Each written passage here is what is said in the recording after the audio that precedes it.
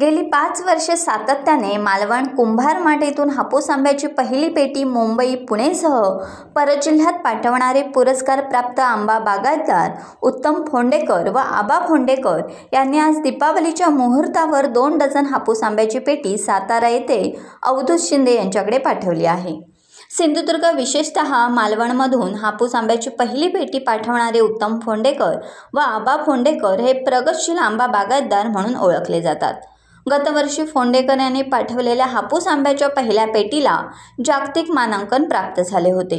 यावेळी टाइम्सशी बोलताना उत्तम फोंडेकर म्हणाले, 5 वेळा राज्यात सर्वप्रथम हापूस आंब्याची पेटी पाठवण्याची कामगिरी मी केली आहे।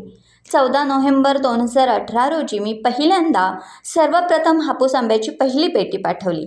कोरोना काळातही मी पहिली पेटी पाठवली। तसेच 2 नोव्हेंबर 2024 साली मी पाठवलेल्या हापूस आंब्याच्या पेटीला जगातील सर्वात प्रथम पाठवलेली हापूस आंबा पेटी म्हणून मान मिळून वर्ल्ड रेकॉर्ड म्हणून नोंद झाली। यासाठी आपणास केंद्र शासनाचा तसेच जिल्हा कृषी विभागाचा पुरस्कार मिळाला।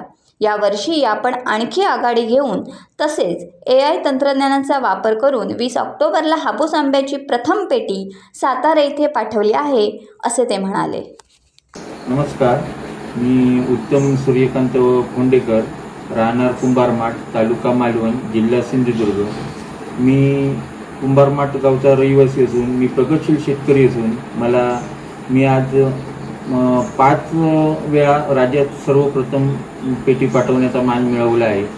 पहिल्यांदा मी 14 नोव्हेंबर 2018 रोजी पहिल्यांदा हापूस आंब्याची पेटी मी वाशी मार्केटला पाठवली होती। त्याच्यानंतर 21 जानेवारी 2020ला मी पेटी वाशी मार्केटला पाठवली होती। त्याच्यानंतर 4 नोव्हेंबर 2021 रोजी ज्यावेळी कोरोना फोफवला होता त्यावेळी सुद्धा मी पुण्यामध्ये 5-5 डझनच्या 2 पेट्या सर्वप्रथम 4 नोव्हेंबर 2021 रोजी पाठवल्या होत्या।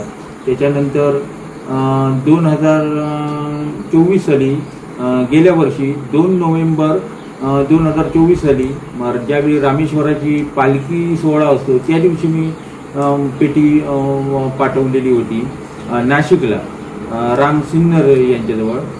त्याचप्रमाणे ह्या वर्षी मी आणि आघाडी घेण्याच्या उद्देशाने त्याच्यात प्रयोग करून सुधारणा करून आर्टिफिशियल इंटेलिजन्स या तंत्रज्ञानाचा वापर करून मी आज 20 ऑक्टोबरला ही पेटी मी साताऱ्याला मी पाठवली शिंदे यांच्याजवळ, अवधूत शिंदे या दलालाजवळ मी पाठवून दिलेली आहे। आणि आमच्या घरात आमचं 8 माणसांचं कुटुंब असून मी जे यश मिळवले आहे ते एकट्याचे नसून आज त्यात सर्वांचा मोठा वाटा आहे। माझा भाऊ म्हणा, माझे वडील आबा फोंडेकर, त्याचप्रमाणे माझी आई, वहिनी, माझी बायको, त्याचप्रमाणे माझे 2 पुतण्या यांचा खूप मोलाचा वाटा आहे। आणि त्यांचे हे ऋण कधी न फिटणारे आहे। त्यांनी केलेल्या अनमोल सहकार्यामुळेच मी इथपर्यंत येऊ शकलो। आणि त्याच्यानंतर माझ्या ह्या कार्याबद्दल मला दिल्लीमध्ये केंद्र शासनाचा सामाजिक व न्याय मंत्री रामदास आठवले यांच्या हस्ते मला 16 जुलै 2023 रोजी दिल्ली येथे महाराष्ट्र सदन येथे पुरस्कार देण्यात आला। त्याचप्रमाणे गेल्या वर्षी माझी 2 नोव्हेंबर 2024ला पाठवलेली पेटी त्यावर्षीची जगातली पहिली पेटी ठरल्यामुळे मला वर्ल्ड रेकॉर्डचे सर्टिफिकेट गेल्या वर्षी जिल्हा कृषी अधीक्षक बीबी नाईक नवरे मॅडम लंडनवरून आलेले सर्टिफिकेट त्यांनी मला प्रदान केले।